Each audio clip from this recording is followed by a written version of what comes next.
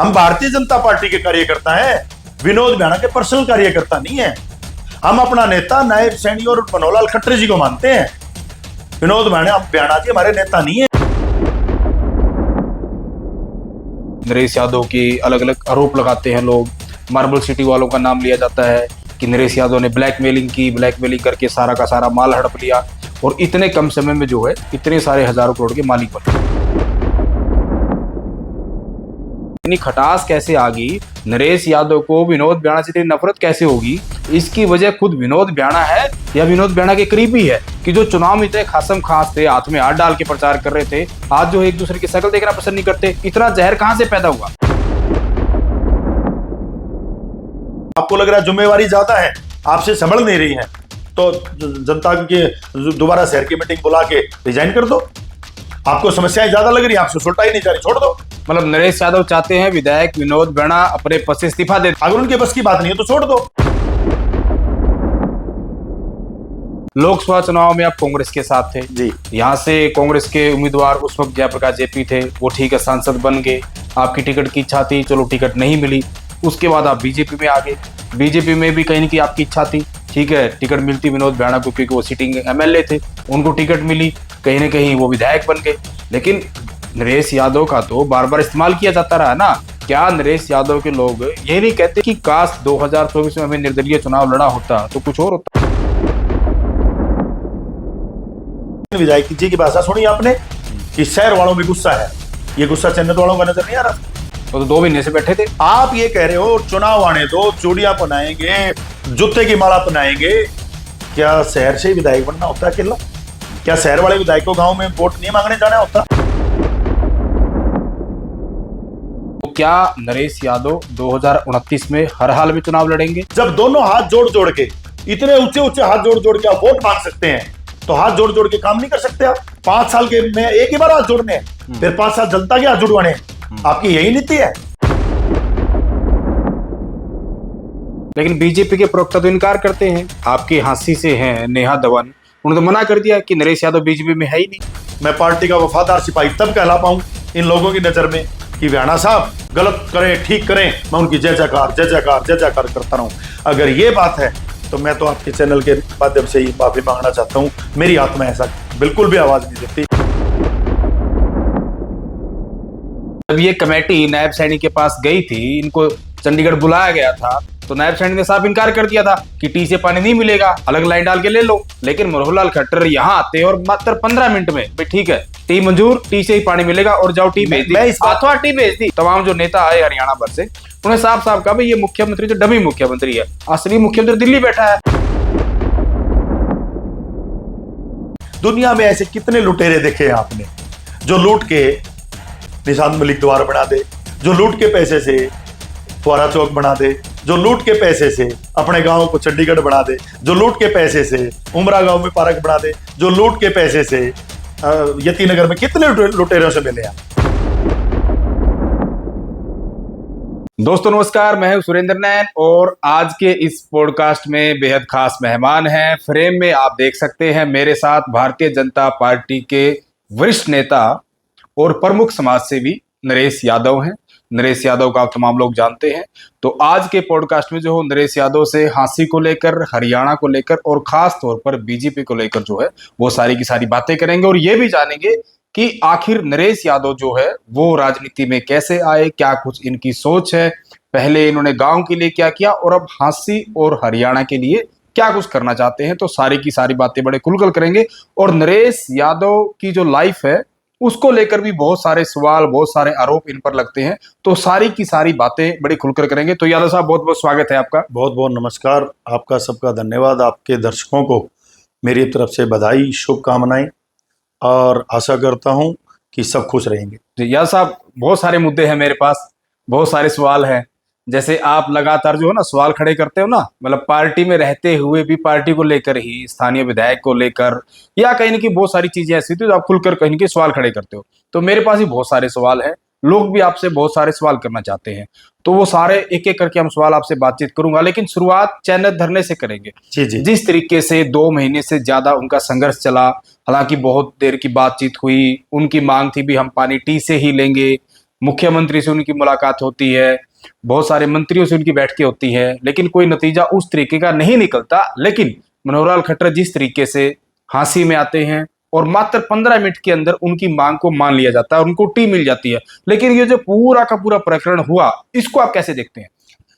देखिए, सबसे पहले मैं सुरेंद्र जी आपको बताना चाहूंगा कि प्रजातंत्र में और लोकतंत्र में सबको मांगने का अधिकार है और सरकार चुनी जाती है लोगों की सुविधा के लिए जी। और सरकार लोगों की सुविधा के लिए जब चुनी जाती है तो लोग अपनी सुविधा मांग सकते हैं, ये उनका राइट है। धरना करना, प्रदर्शन करना, मांग करना, ये सबका मौलिक अधिकार है। बिल्कुल। और भारतीय जनता पार्टी मौलिक अधिकारों का कभी कभी भी हनन नहीं करती। क्योंकि बहुत से लोगों ने क्वेश्चन उठाए, बहुत सी बातें आई, बहुत से हमारे भारतीय जनता पार्टी के जितने भी कार्यकर्ता नेता हैं, सबने देखा कि भाई बहुत लोगों की डिमांड है और वो अपनी मांग पे बैठे हैं जी। मांग करना सबका जायज है, देना ना देना, क्या होना है सरकार के अंदर क्या है, सब वो सरकार के ऊपर होता है।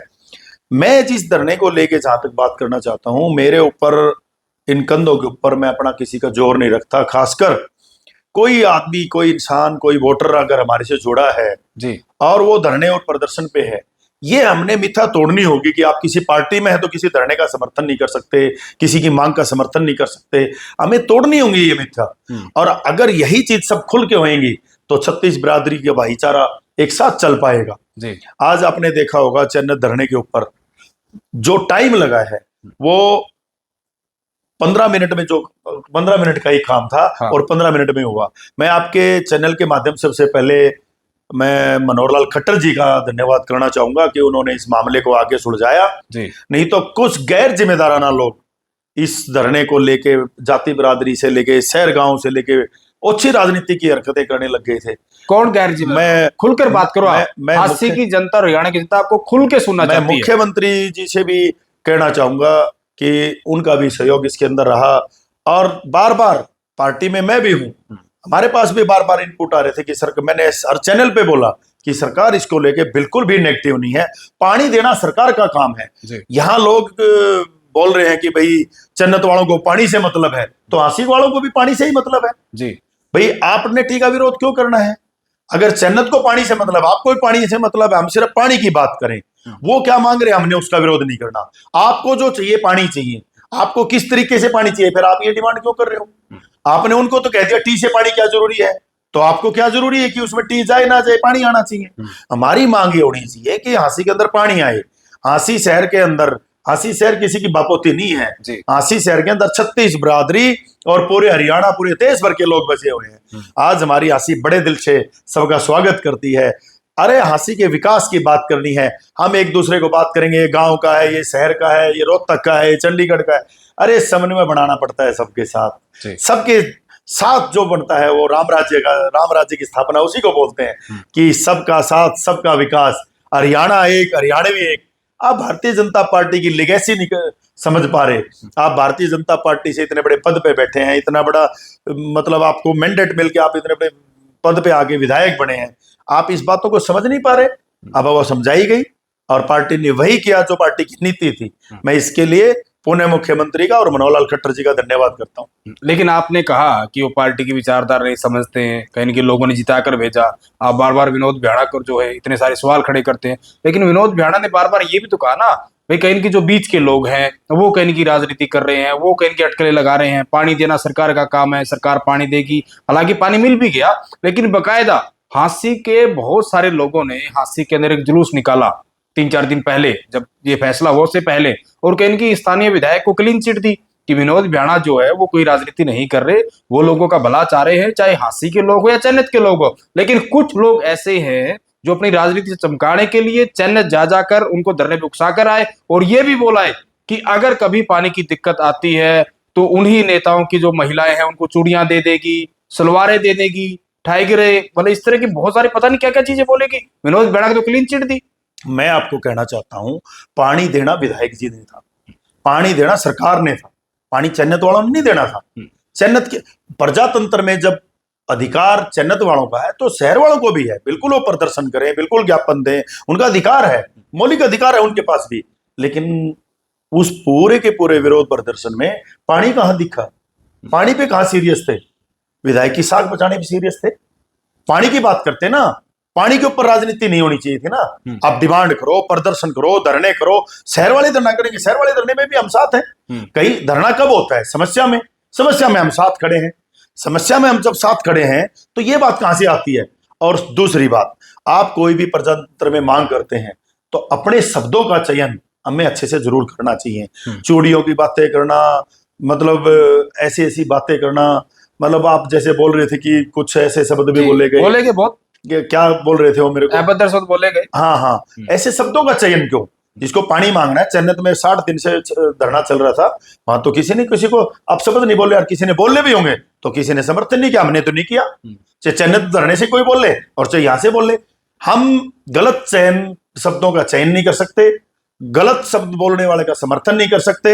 हासी की मांग पानी की है, हमने अपनी मांग रखनी है कि हमारा पानी बंद ना हो। बिल्कुल जायज बात है, लेकिन ये भी तो बताएं कि आप जिस विधायक जी को क्लीन चिट देना चाह रहे हैं, पानी रोका किसने? पानी रोका उन्होंने। शहर को धोखा दिया विधायक जी ने। विधायक जी ने कभी भी ये नहीं बताया कि इसकी एनएच की एनओसी नहीं है, फिर लाइन कैसे शुरू कर दी? ये क्वेश्चन किसी ने नहीं पूछा, पूछना चाहिए था। मैंने आज तक किसी का वहां समर्थन किया है तो पानी वालों का समर्थन किया है, किसी नेता का समर्थन नहीं करने गया, किसी पार्टी का समर्थन करने नहीं गया मैं। आप बताइए, मैंने किसी पार्टी का समर्थन किया क्या वहां? किसी नेता का समर्थन किया क्या वहां? समर्थन किसका करना था? पानी का। पानी वो मांग रहे थे, पानी के लिए समर्थन हमारा हासी वालों को भी लिए है। वो प्रदर्शन करें, वो जिस तरह भी मांगे। और एक बात और है जी, मेरे को हैरानी इस बात की है, जो उनको रात को सुला के आते हैं, सुबह उठा के आते हैं। रात को सुलाने की जिनकी ड्यूटी है, सुबह उठाने की ड्यूटी है, वो लोग प्रदर्शन कर रहे हैं। आपको प्रदर्शन करने की क्या जरूरत है? आपके साथ तो सीधे रिश्ते हैं, रात को उनके साथ बैठते हो, सुबह उठते उनके साथ हो, सारा दिन उनके साथ हो, तो फिर आपको प्रदर्शन क्यों करना है? प्रदर्शन उसको करना होता है जिसकी सुनवाई नहीं होती। आपकी सुनवाई नहीं होती तो आप उनके पास क्यों बैठते हो? आप पब्लिक में जाए, शहर के अंदर धरना लगा हुआ है, उस धरने का समर्थन करने जाओ। ये समर्थन उस धरने का करो, क्योंकि अपनी मांग करना कोई खिलाफत नहीं होती। मतलब प्रदर्शन करने वाले लोग जो है वो हांसी के आम लोग नहीं थे, वो विधायक विनोद बेड़ा के करीबी थे। आप ये कहना चाह रहे हैं? एक तरफा करीबी थे, सीधा बोल रहा हूं मैं, एक तरफा करीबी थे। सारे शहर का ठेका थोड़ा ही ले लिया कि आप जो मर्जी बोलोगे। क्यों बोल रहे हो? हमने आपका कोई विरोध किया हो बताओ? और उनका जो बोलने वाले, उनका अकेलों का शहर नहीं है। हांसी शहर हमारा भी शहर है, शान से रहते हैं इस हांसी में हम भी, हमारा भी अपना शहर है ये। और ऐसी ऐसी भाषा बोलना, गांव शहर की बात करना, राजनीति की बात करना, राजनीति से प्रेरित बात करना, जात बिरादरी की बात करना, इससे समन्वय खराब होगा। उन्होंने खुलकर बोला कि चुनाव आने दो, औकात दिखा देंगे, बता देंगे, तो बताओ कौन से की माला से स्वागत करेंगे। नहीं और ये भी कहा कि ये मसला पानी का नहीं है तो कुर्सी चाहिए, और कुर्सी 7 जन्मों तक नहीं मिलेगी। पता नहीं क्या क्या बातें बोली। जब कुर्सी चाहिए थी तो हम कहां थे? जिसको कुर्सी दी उसी के साथ थे। जब कुर्सी उनको चाहिए थी तो हम उनके साथ सही थे। अगर ये कुर्सी और को किसी को चाहिए, हम कल किसी और का समर्थन करेंगे, तो इसका मतलब हम शहर के दुश्मन हो गए। यही कहना चाहते हैं ना जी, कि अगर हम किसी और का समर्थन कर देंगे कल को तो हम शहर के दुश्मन हो गए। हम विनोद बेड़ा जी का समर्थन करें तो हम शहर के साथी हैं। ये कौन सी परिभाषा है? कौन सा उदाहरण है ये? ऐसा नहीं होता है। जब राज की बात आई, जब राज बनाने की बात आई, पार्टी के साथ खड़े थे और तन मन धन से खड़े थे, विधायक जी के साथ खड़े थे। जब काम मांगने की बात आई है, आप काम नहीं करोगे, जनता का मजाक बना के खड़ा करोगे। एक बात बताइए, ये तो हर बार का भी बात होगी जी। यादव समाज ने द्वार के निर्माण के लिए मांग रखी, सिर्फ मांग रखी विधायक जी के पास। विधायक जी ने कहा समाज को इकट्ठा करो। समाज ने जाके, प्रधानों ने समाज इकट्ठा कर लिया, हम भी बुला लिया, हम भी आ गए। वहां पे समाज इकट्ठा हो गया तो उस समाज की बात दबाने के लिए समाज के कुछ लोगों से प्रेस कॉन्फ्रेंस कराना, कौन सी राजनीति है? आसी के एक एक लोगों को, एक एक आदमी को, जन जन को समझ आ रही है। फिर अगले दिन पंजाबी समाज की प्रेस कॉन्फ्रेंस करा देना। अरे भाई, आपके पास आए थे वो, आप वहीं कोठी पे बिठा के उनका समाधान कर देते। आपने हर जगह वोट बैंक चाहिए, क्या जरूरत है? क्या जरूरत है ऐसी अच्छी राजनीति करने की? कोई भी समाज आए उसको आपस में लड़वा दो।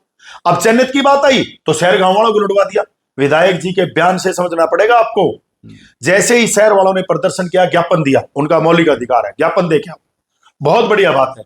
विधायक जी को ज्ञापन दे रहे हैं, डीसी को ज्ञापन दे रहे हैं। अगले दिन विधायक जी की भाषा सुनी आपने कि शहर वालों में गुस्सा है।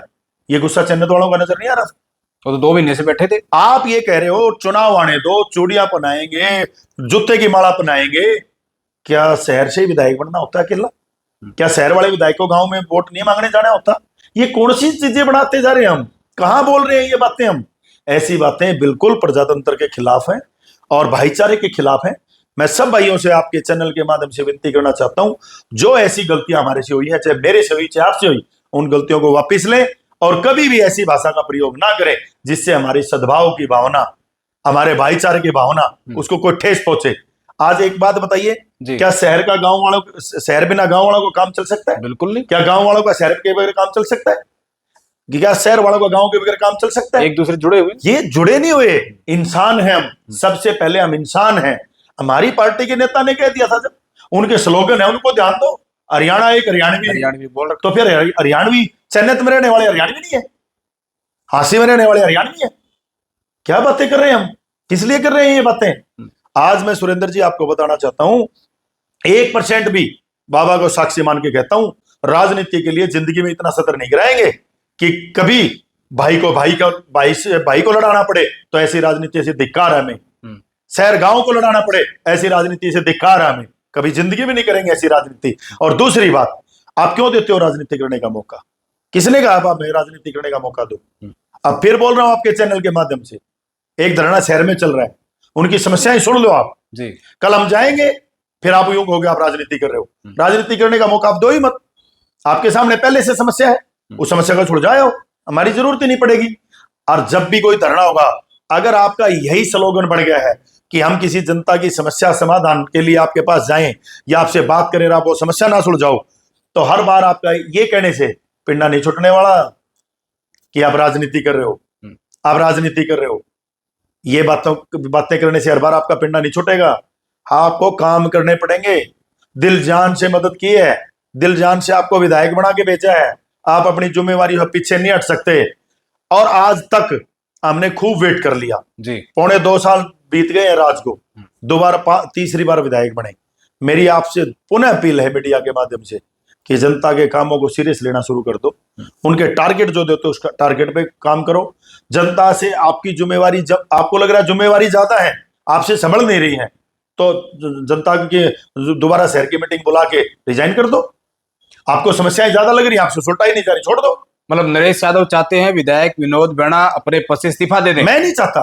अगर उनके बस की बात नहीं है तो छोड़ दो। आपको लग रहा है मैं संभालने में हूं तो प्रदर्शन करने मत होने दो। उन जो समस्या है उनको सुलटाओ। आपको समस्या सुलटाने के लिए बनाया है। ये पद कोई है ना, परिवार का पद नहीं है, जनता का दिया हुआ पद है। पूरी जनता ने इकट्ठे होकर दिया आपको, मैंडेट से मिला ये पद। ये पद कोई मेरिट क्लास का पेपर देने से नहीं मिला, ये कोई इंटरव्यू देने से नहीं मिला आपको, जनता के मैंडेट से मिला है। आपके ऊपर विश्वास करके जनता ने वोट दिया है। हम आपके लिए वोट मांग रहे थे तो हम आपके थे, शहरी थे। हम जन्नत के लिए चले गए तो हम ग्रामीण हो गए, हम शहर के दुश्मन हो गए। ये कौन सी परिभाषा है यार? क्या करना चाह रहे हो आप? कब देखा हमने ऐसे प्रदर्शन धरने? कभी नहीं देखे। धरने प्रदर्शन सब कर सकते हैं। आज शहर में धरना चल रहा है, कल हम वहां भी जाएंगे, फिर हम शहरी हो जाएंगे। कल को गांव से उठा देंगे आवाज। जो शहर के धरने पर जाएगा उसको वोट नहीं देंगे, जो शहर के धरने पर जाएगा उसको जुत्तों की माला पहनाएंगे। कौन से संस्कार है ये? किस लिए पहनाओगे? पानी की लड़ाई है, हांसी की पानी की लड़ाई में तन मन धन से साथ खड़े हैं। और देखो, जो लोग हमें गलत ठहरा रहे थे, आज सोचो मुख्यमंत्री जी ने उन्हीं की बात सुनी कि जिनकी बातों में दम था। नहीं, बिल्कुल उन्हीं की सुनी। यादव साहब, आपने कहीं ना कहीं चैनल पर आप बार बार गए, पहले भी गए, टी मिलने के बाद भी गए। हालांकि ठीक है, दे रहा है, दुरुस्त है। जन्नत के लोगों की जो मांग थी कि हम टी से पानी लेंगे, तो उनको टी से पानी मिल भी गया। लेकिन उसके बाद बहुत सारे लोगों को ये भी चर्चा है कि भाई जो आपके मुख्यमंत्री नायब सैनी है वो डमी मुख्यमंत्री है, असली जो मुख्यमंत्री है, सुपर जो सीएम, वो मनोहर लाल खट्टर है। इसकी बातें बहुत ज्यादा हो रही है। ऐसा है, किसी ने कोई ना कोई तो बात कहनी है। आप उन बातों में जा ही क्यों रहे हो? मुख्यमंत्री कौन डम्मी है, कौन सुपर सीएम है? एक बात बताओ, मनोहर लाल खट्टर जी कौन सी पार्टी के हैं? बीजेपी के। और भारतीय जनता पार्टी के नायब सैनी जी भी हैं। तो आप लोगों को क्या करना है इस बात से? नहीं, जब ये कमेटी नायब सैनी के पास गई थी, इनको चंडीगढ़ बुलाया गया था, तो नायब सैनी ने साफ इनकार कर दिया था कि टी से पानी नहीं मिलेगा, अलग लाइन डाल के ले लो।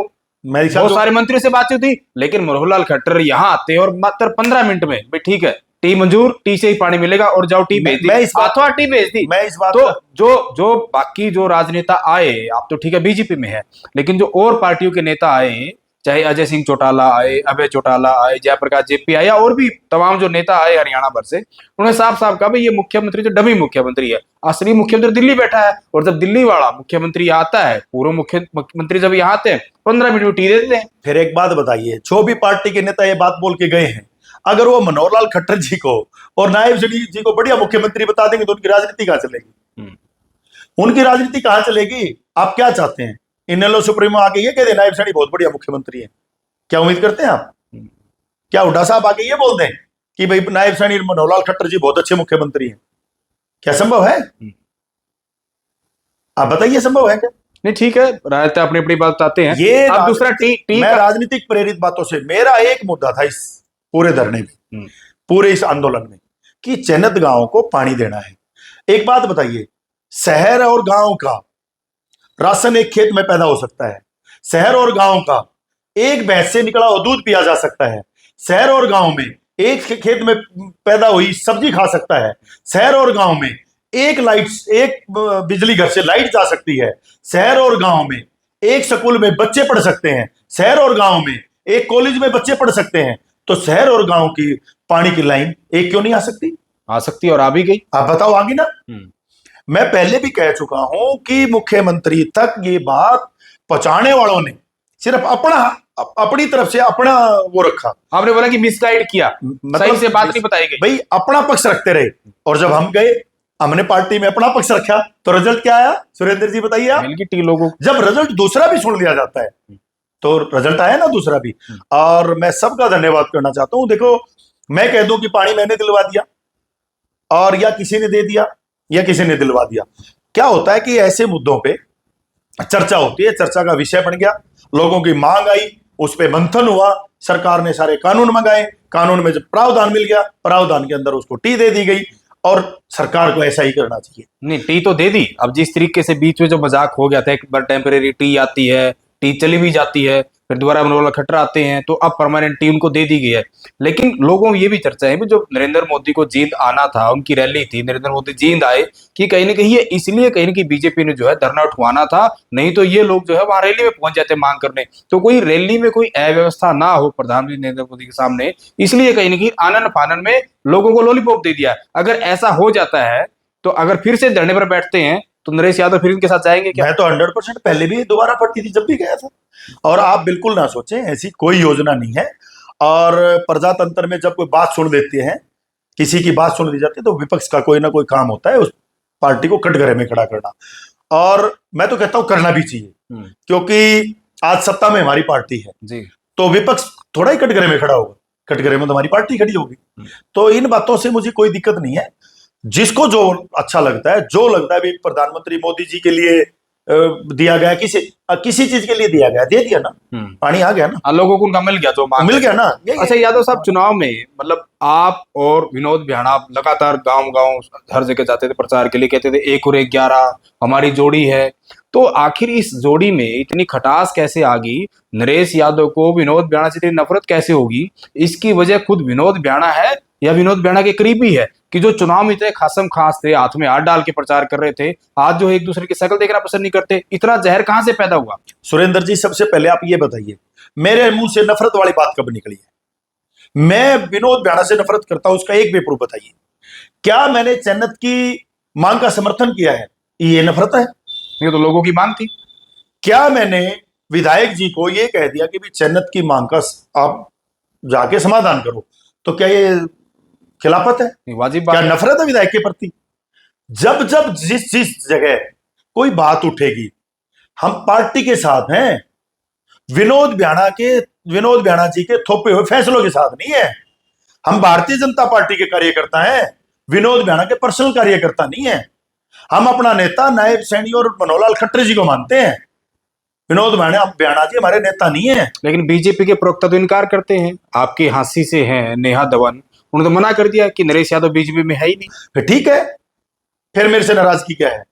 जो वो यही मानते हैं कि मैं बीजेपी में नहीं हूं, फिर मेरे से नाराजगी क्या है? फिर क्यों नाराज हो रहे हैं?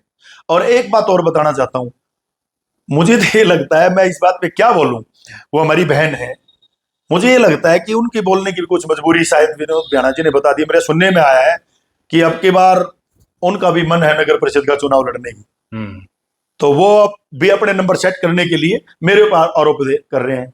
अरे भाई, आप मेरे को ये कहने वाले कौन हो सकते हैं कि आप पार्टी में नहीं है? मैं पार्टी में नहीं हूं तो मेरे को पार्टी में ऐसे ही ज्वाइन कराया गया है? मतलब मेरे साथ भी धोखा है। ये स्पष्टीकरण कौन थे और किस? मैं नया तो उनसे ये भी कहना चाहूंगा, हमारी बहन से जी, कि किस अपने राइट्स को लेके वो कह रही है कि मैं पार्टी में नहीं हूं, कि मैं पार्टी का सदस्य नहीं हूं। वो जरूर इस्तीफा दें। मतलब प्रोटोकॉल नहीं उनका, या तो कोई प्रदेश अध्यक्ष पूछे, जिलाध्यक्ष पूछे, हाँ, कोई सीनियर पदाधिकारी पूछे। हाँ, मैं ये पूछना चाहता हूं, वो जरूर बताएं कि आपको कैसे लग रहा है कि मैं पार्टी में नहीं हूं। भाई किस राइट से आपसे वो पूछ रहे हैं? अगर जनता के मुद्दे उठाने से उनकी नजर में मैं पार्टी में नहीं हूं तो उनको ये बार बार कहना पड़ेगा। जब भी जनता के कोई मुद्दे आएंगे और जनता के मुद्दे पूरे नहीं होंगे, मैं जनता के साथ खड़ा हूंगा। अच्छा, ये सब मुद्दे बहुत है, आपने अभी थोड़ी देर पहले जिक्र किया, हांसी में भी धरना चल रहा है सफाई व्यवस्था को लेके, पानी भर जाता है, गंदगी है, बहुत सारी चीजें हैं जो चुनाव में कहीं न कहीं वादे किए जाते हैं, कहीं न कहीं वो वादे अभी पूरे नहीं हो रहे। ऐसी हांसी की जनता के लिए, हांसी की जनता परेशान है। लेकिन कभी कभी जो ये समस्याएं हो रही है, नरेश यादव को अलग अलग धरनों पे जाना पड़ रहा है ना, कहीं न कहीं 36 का आंकड़ा नजर आता है। तो क्या नरेश यादव के मन में कभी आता है कि चुनाव के वक्त जो है, आप नायब सिंह सैनी की अध्यक्षता में बीजेपी में शामिल हो गए और आपने विनोद बेड़ा का साथ दिया, लगता है कि नरेश यादव ने उसको बड़ी गलती की? नहीं नहीं, क्यों करी गलती? जनता के सहयोग से, जनता की आवाज से गए। एक बात बताऊं, प्रजातंत्र के अंदर आप मेरी टीम से सलाह लेके हमने चुनाव के अंदर जाने का, नायब सैनी जी का समर्थन करने का काम किया। जहां तक नाराजगी की बात है, आज दिन तक ऐसी कोई बात नहीं आई कि हमने सरकार के प्रति को नाराजगी जाहिर की या कभी पार्टी के प्रति नाराजगी जाहिर की। मेरे को विनोद बियाणा जी का हर थोपे हुए फैसले पे साथ ना देना, ये पार्टी की खिलाफत में आता है, तो ये मुझे बार बार करना पड़ेगा। कल वो और नया फैसला थोप देंगे, इससे पार्टी की साख खराब नहीं होती है। हम जिस पार्टी में, उसके ऊपर क्वेश्चन अगर विधायक की वजह से उठेगा तो हम विधायक को भी बोलेंगे।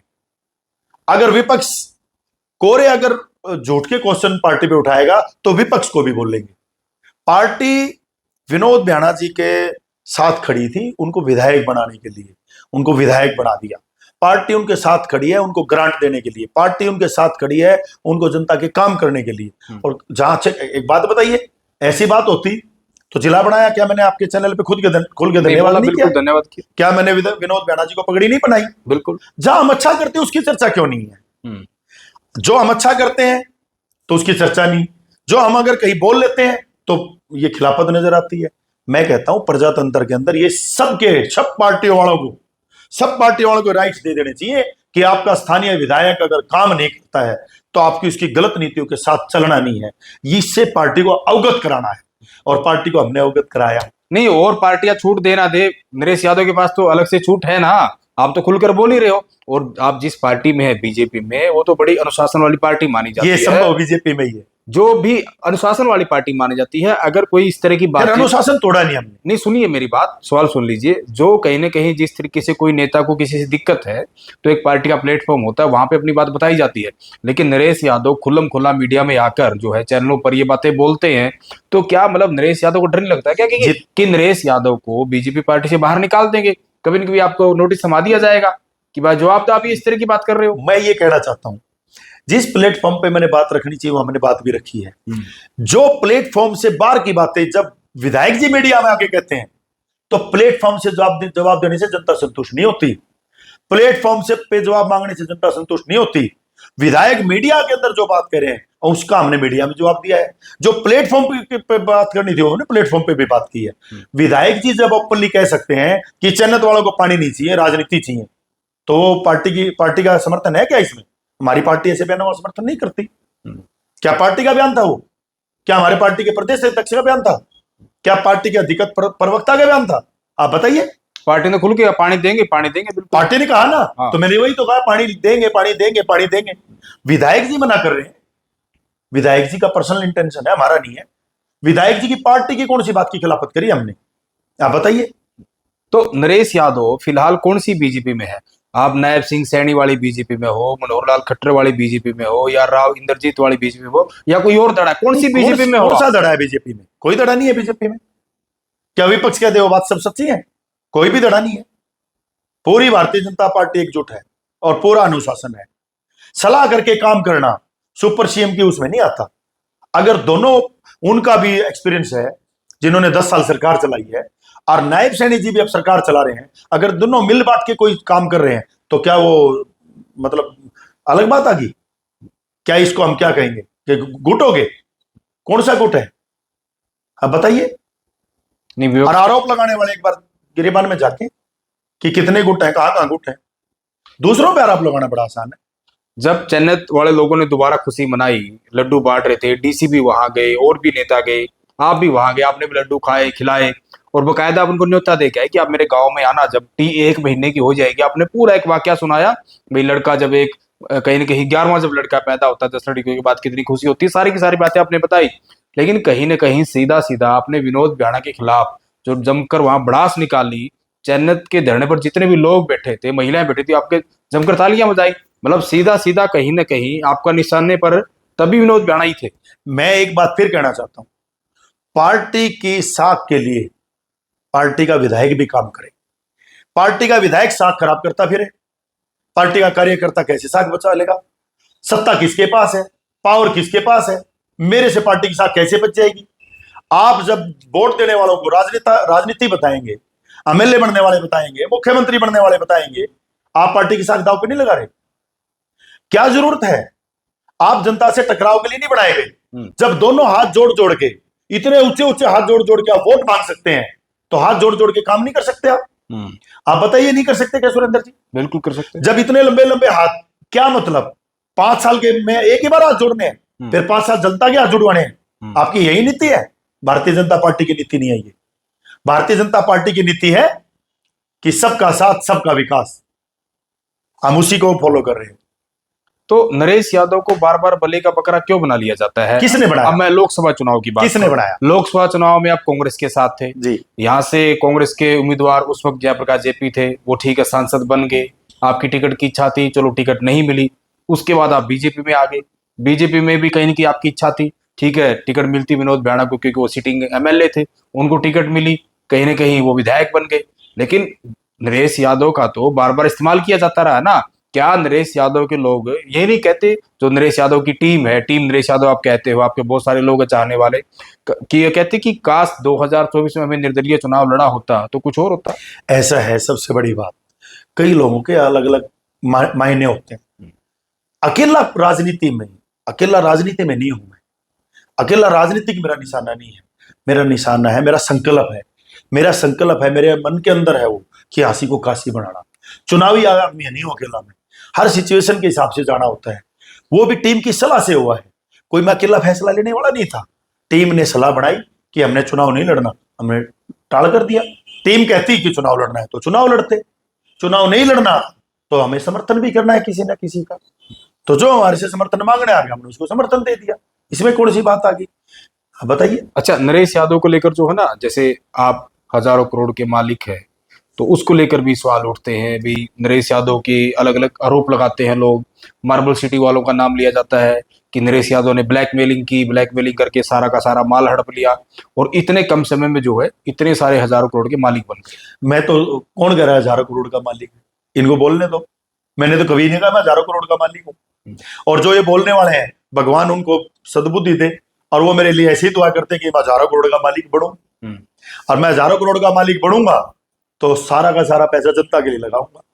जो लोग जो मिथ्या के आरोप लगाते हैं, अगर एक भी आरोप में कोई सच्चाई दे बता दे, मैं अपने घर बैठ जाऊंगा जाकर। एक भी आरोप। ऐसा मतलब चमत्कार क्या हुआ? आप जब कुछ साल पहले लोग बताते हैं भाई आप गाड़ी चलाते थे, जीप चलाते थे, मतलब सारे के सारे जो भी काम होते हैं कर्मचारी लेवल के, क्या बुरी बात है? नहीं बुरी बात नहीं है, वो काम करते थे, और बहुत चंद समय में, बहुत थोड़े समय में नरेश यादव का जो व्यापार है, जो कॉलोनी काटने का आपका जो भी बिजनेस है, वो इतना सारा बड़ा हो गया। एक बात बताइए, आप इसको थोड़े से टाइम में क्यों कह रहे हैं? 2001 से हमने काम शुरू किया था, आज 2026 है। 2001 के अंदर मैं आपको ये जो आरोप लगाने वाले हैं ना, ऐसे 10,000 लोगों की लिस्ट दे दूंगा जिनकी 2000 में हैसियत 10,000 रुपए की नहीं थी, 10 लाख रुपए की नहीं थी, आज उनके पास 10,000 करोड़ रुपए है। ये कौन सी बात है? तरक्की करना कौन सी बुरी बात है? काम करके करी है। कोई नरेश यादव का शराब का काम है, कोई और काम है, कोई 2 नंबरी काम है क्या, दूध का काम है क्या, उसमें नकली मिलाने का काम है क्या, मेरा मावे का काम है, मैंने कौन सा लूट मार ली? भाई काम कौन नहीं करता ये बताइए आप? काम करना कौन सी बुरी बात है? और किसी की तरक्की क्यों बर्दाश्त नहीं होती? कोई एक आदमी बताए किसके साथ छल किया, कोई एक आदमी तो बताए। तो नरेश यादव इतने सारे लोगों की आंखों में क्यों खटकते रहते हैं? मतलब वहां कारण खटक क्या है? नहीं, बिल्कुल नहीं, खुल के लोग कहते हैं? बिल्कुल नहीं। एक बताइए आप कौन कहते हैं? कोई भी नहीं कहता। हासी के लोग ही कहते हैं? कोई नहीं कहता। विरोधी पार्टी के लोग कहते हैं? विरोधी पार्टी के, अब आगे ना बात सुरेंद्र जी, मैं आपसे यही करवाना चाहता था। विरोधी पार्टी का आदमी कुछ भी कह सकता है, वो मुझे हजारों करोड़ का मालिक भी बता सकता है, वो मुझे कह सकता है किसी से लूट के लाया है। वो एक बात बताइए, दुनिया में ऐसे कितने लुटेरे देखे हैं आपने जो लूट के निशांत मलिक द्वार बना दे, जो लूट के पैसे से फुआरा चौक बना दे, जो लूट के पैसे से अपने गांव को चंडीगढ़ बना दे, जो लूट के पैसे से उमरा गांव में पार्क बना दे, जो लूट के पैसे से यतीनगर में कितने लुटेरों से मिले आप? और इन बोलने वाले से पूछना चाहता हूं, आपने कितने लुटेरे देखे हैं आज? और आपके कितने बार लुटे नरेश भाई ने? आपके पास कोई प्रूफ ही नहीं है, ऐसी ऐसी बातें बोलते हैं। एक बात बताऊं, जनहित में बात करने वालों को जब कोई जवाब नहीं होता तो उनके जवाब हमेशा झूठे होते हैं और बेबुनियाद होते हैं। और मैं कहता हूं इन चीजों से मुझे कोई फर्क नहीं पड़ता। कल इस पॉडकास्ट को सुनने के बाद 10-20 और बोल दें कि नरेश ने ये कर दिया वो कर दिया, लेकिन किसी के हाथ में तथ्य होगा तो मैं मान जाऊंगा। मतलब वो बेबुनियाद आरोप आप पे लगा। पर्सनल आरोप किसी पे मत लगाओ, कोई फायदा नहीं है। पर्सनल की घड़ी खोलने लगेगी तो बहुत कुछ लोगों के पास है। आज एक बात बताइए, कोई किसी से, मैं इस व्यापार में आया हूं 2001 के बाद, आज झांसी के विधायक पे 50 बार आरोप लगे कि वो कॉलोनियां काटते हैं। मैंने तो हमेशा कहा क्या बुरा काम है जी। अगर आप सरकार से लाइसेंस लेके कॉलोनियां काटते हैं तो ठीक है, जबकि उनका तो ये काम भी नहीं है। जनता ने उन्हें कॉलोनी काटने की जिम्मेवारी थोड़ी दी थी, जनता ने उन्हें जिम्मेवारी विधायकी चलाने की दी थी। अगर उनका वो काम है तब वो तब भी कर रहे हैं। लेकिन गलत इसलिए नहीं है कि वो अगर एक नंबर पे कर रहे हैं, जमींदारों से जमीन परचेज के कर रहे हैं, भारतीय जनता पार्टी से उन्होंने कोई बेनिफिट नहीं उठाया, उसका कोई उन्होंने सरकार से बेनिफिट नहीं उठाया, तो उसमें गलत क्या है? बिजनेस कोई भी करे, कर सकता है, क्या दिक्कत है? और एक और बताइए, जितने आवाज उठाने वाले हैं जो ऐसा क्वेश्चन उठाते हैं, एक बार पूछना उनका अपना बैकग्राउंड चेक करें, उनके पास कहां से आया इतना माल, खुद को भी देखो। नहीं बिल्कुल, दूसरों के घर शीशे के आपको लगते हैं ना, तो अपना खुद का घर शीशे का दूसरों पे पत्थर क्यों मार रहे हो? ऐसी बातें नहीं है। अच्छा, आप यादव साहब, आपने जो आपका गांव है ढाणक, आपने कहीं न कहीं एग्जाम्पल सेट करके दिखाया कि कैसा सुंदर गांव हो, चाहे तालाबों की बात हो, सुंदरीकरण जहां जहां भी था आपने सारा एग्जाम्पल सेट करके दिखाया।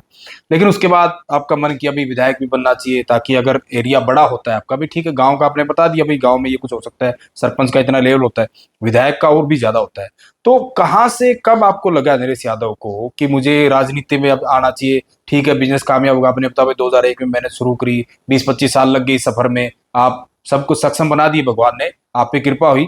तो कहां से आपको लगा कि मुझे बड़ी छलांग लगानी चाहिए, अब एमएलए वाली टिकट जो है कहीं की मिलनी चाहिए ताकि मैं चंडीगढ़ विधानसभा में पहुंचूं? कहां से कब आपके मन में आई चीजें? मैं आपको एक बात कहना चाहता हूं कि गांव के अंदर हो चाहे शहर के अंदर हो, जहां से भी हमारी यात्रा शुरू हुई, मैं आपको दिल से कहना चाहता हूं, पहले दिन से कभी दिमाग में नहीं था, कोई ऐसी सोच लेके दिमाग में नहीं चला था।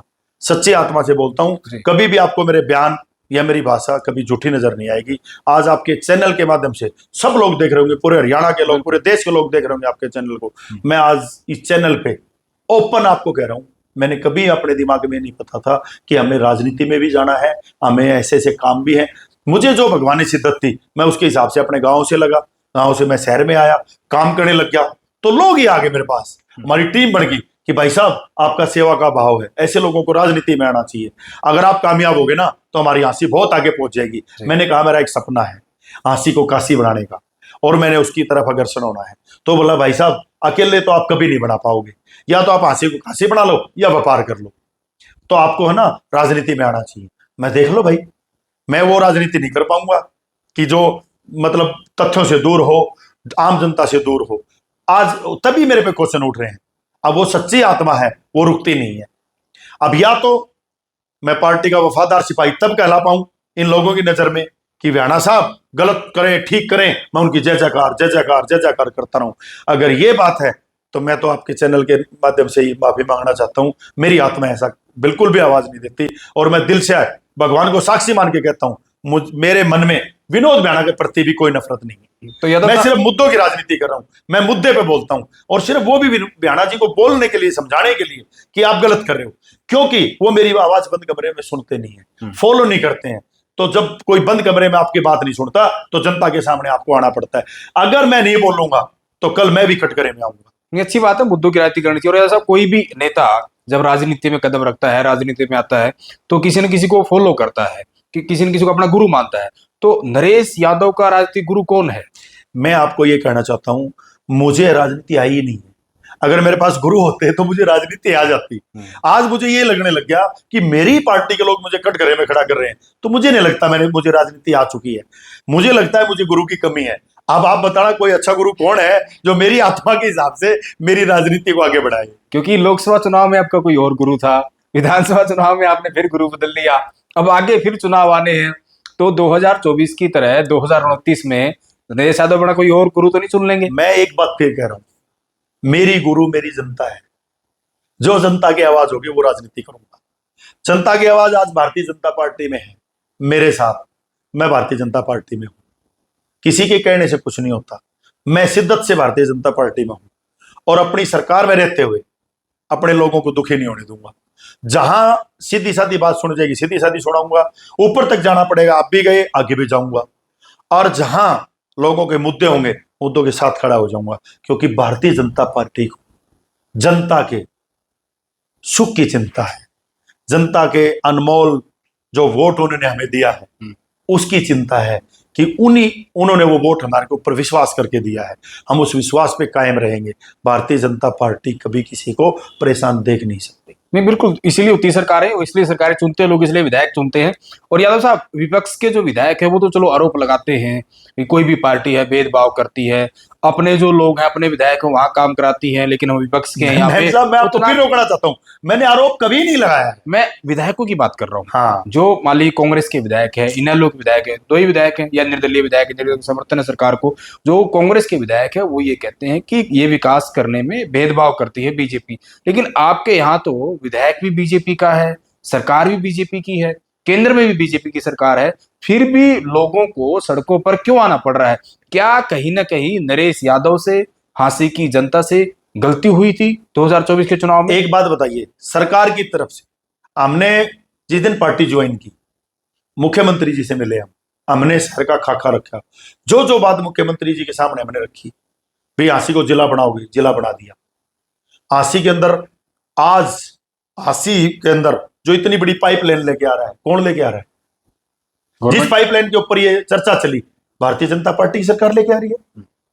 हांसी को जिला बनाने का काम किया, हांसी को जिला बनाने के बाद यहाँ पे डीसी बिठाने का काम किया, डीसी साहब भी आगे, एडीसी साहब भी आगे, पुलिस जिला बनाने का काम किया, पुलिस लाइन बन रही है, स्टेडियम बनने जा रहा है।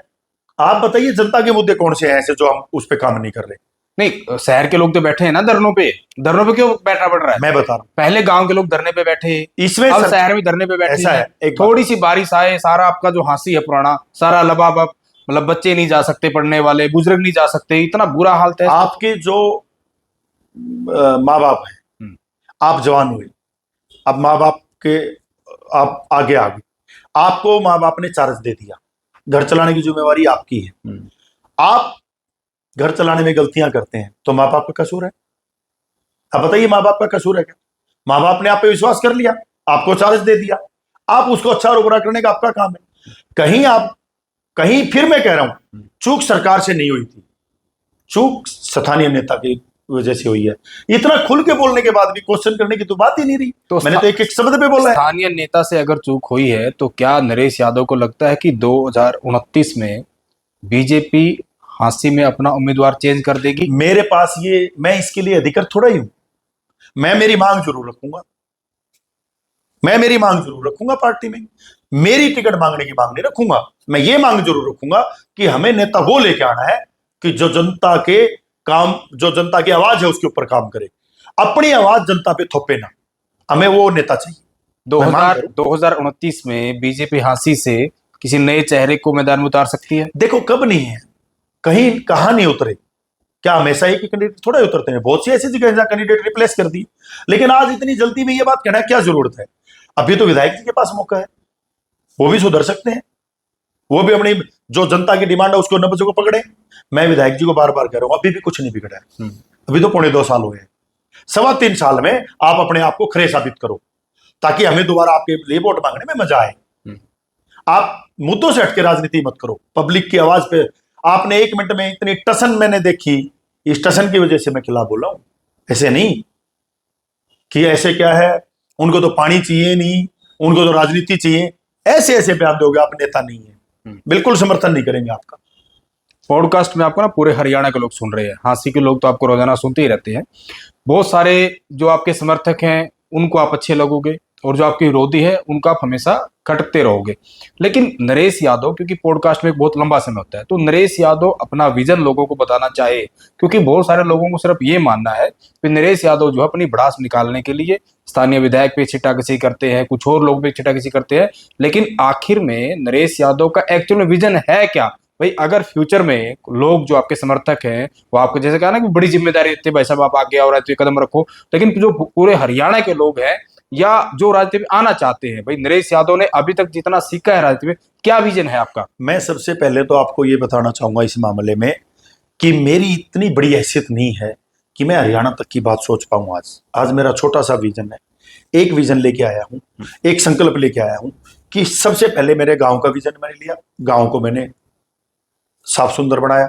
आज मेरा शहर है आंसी को लेके, इतना विजन लेके आया हूं कि आंसी को काशी बनाना है, और उस तरफ हम अग्रसर हैं। बहुत कोशिश मैंने पर्सनली भी की है, मेरी टीम ने भी की है, और जितनी मेरी राजनीतिक हैसियत है मैं राजनीति से भी कोशिश कर रहा हूं। और जो जो कमियां अभी मेरे इस विजन में है, विजन कोई एक दिन में पूरे नहीं होते हैं जी। और जो संकल्प है, उन लोगों को अभी मेरे पूरे संकल्प के बारे में जानकारी नहीं है कि आंसी काशी कैसे बने।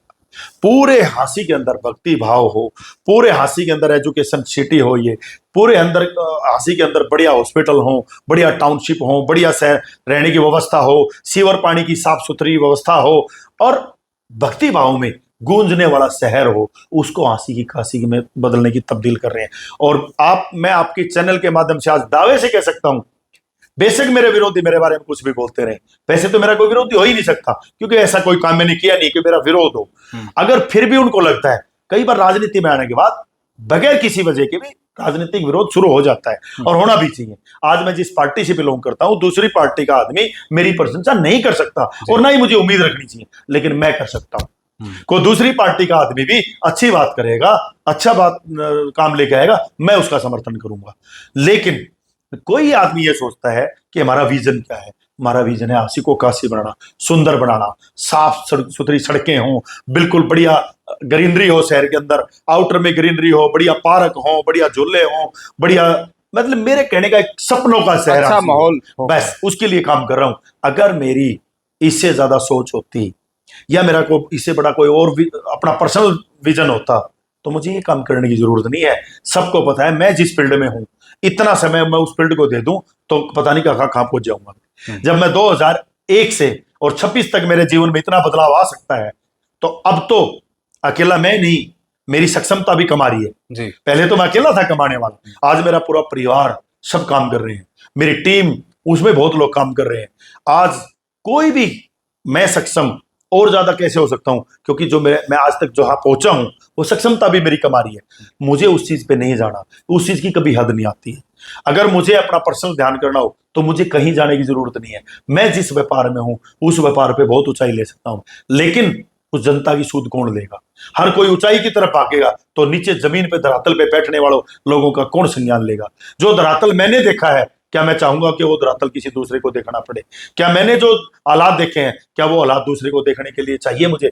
इन लोगों की ये सोच है कि मैं वो हालात देखता रहूं और आने वाले लोगों को भी वही हालात दिखते रहें। क्या इनकी सोच में बिल्कुल भी मतलब ये अपनी सोच से बात नहीं करते? ये कि कोई बच्चा है, कोई तरक्की कर रहा है, कोई आगे बढ़ रहा है, तो उसके ऊपर आप ऐसे ऐसे लांछन लगाएंगे क्या? किस लिए?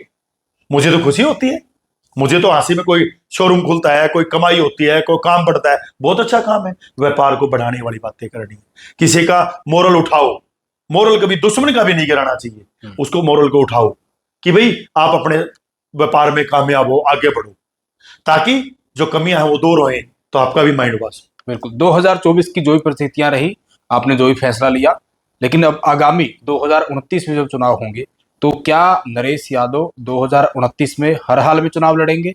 नहीं नहीं, पार्टी के अंदर इन बातों का कोई मूल्य नहीं होता। चुनाव लड़ना लड़ाना, आज मैं भारतीय जनता पार्टी का कार्यकर्ता हूं, मैं ये कैसे कह सकता हूं मुझे ये किसी ने पावर दे दी कि मैं चुनाव लड़ूंगा? चुनाव पार्टी के प्लेटफॉर्म पे लड़ा जाएगा। अगर मैं पार्टी में हूं तो पार्टी के प्लेटफॉर्म के साथ रहना पड़ेगा। यहां पार्टी का वायलेशन कभी नहीं किया और ना कभी करेंगे। जब तक पार्टी में बैठे हैं, पार्टी के साथ, पार्टी के मुद्दों के साथ, पार्टी के चुनाव के साथ, पार्टी के कार्यकर्ताओं के साथ बिल्कुल दिल जान लड़ाते रहेंगे और पार्टी का साथ देंगे। मतलब नरेश यादव 2029 तक लगातार बीजेपी में बने रहेंगे? मेरा काम भारतीय जनता पार्टी को यहां की कमियां उनसे अवगत कराना है और पार्टी के लिए काम करना है। बिल्कुल जहां भी पार्टी मेरी ड्यूटी लगाएगी 24 घंटे हमेशा भी तत्पर रहे हैं, हाजिर रहे हैं, और आगे भी कोई पार्टी ड्यूटी लगाएगी उसको बड़े उससे शिद्दत से काम करने का काम करेंगे। पार्टी ने जब भी जो हमारी जिम्मेवारी दी हम शिद्दत से निभाते हैं और शिद्दत कभी नहीं छोड़ेंगे। जहां भी है, जिस तरह भी रहेंगे, शिद्दत से रहेंगे। चलिए, बहुत बहुत शुक्रिया यादव साहब बातचीत करने के लिए। तो ये थे बीजेपी नेता नरेश यादव, और जिस तरीके से बड़े खुले मन से, क्योंकि ये बड़ी बेबाकी से बात करते हैं और बड़ी अच्छी बात है, जो मन में होता है वही जुबान पर होना चाहिए। तो इनका साफ साफ कहना है कि मैं जिन लोगों से हाथ जोड़कर वोट मांगता हूं, अगर वो कोई भी लोग हांसी शहर के हो या गांव देहात के हो, जब जब उनको जो जो दिक्कत आएगी मैं हर कहीं की दिक्कत में उनके साथ खड़ा हूंगा। भले ही मैं बीजेपी में हूं, भले ही सत्ता में हूं, लेकिन ये जो लोग विधायक चुनते हैं, सरकार चुनते हैं, ये अपने कामों के लिए चुनते हैं। और जिन लोगों को कहीं न कहीं इन चीजों के लिए प्रदर्शन करना पड़े, धरना करना पड़े, तो मेरा फर्ज बनता है उनके साथ खड़े होना और उनके कामों को करवाना। और आखिर हांसी को लेकर इनका क्या कुछ विजन है और एक किस सोच के साथ राजनीति में आए हैं, तो सारी की सारी बातें बड़ी बेबाकी से इन्होंने बताई। और जहां तक कुछ पर्सनल बातें थी, क्योंकि नरेश यादव को लेकर बार बार आरोप भी लगाए जाते हैं, बहुत सारे लोग जो है पीठ पीछे बात भी करते हैं, तो हमने नरेश यादव से साफ साफ चीजें पूछी भी गई भी आखिर इतने हजारों करोड़ रुपया इनके पास कहां से आ गया। जो जो भी सारी की सारी बातें थी बड़े खुलकर बेबाकी से इन्होंने बताई। तो आज का ये पॉडकास्ट आपको कैसा लगा, खुलकर कमेंट करें। तो अगली बार किसी और शख्स से आपकी कराएगी मुलाकात। तब तक के लिए नमस्कार। नमस्कार।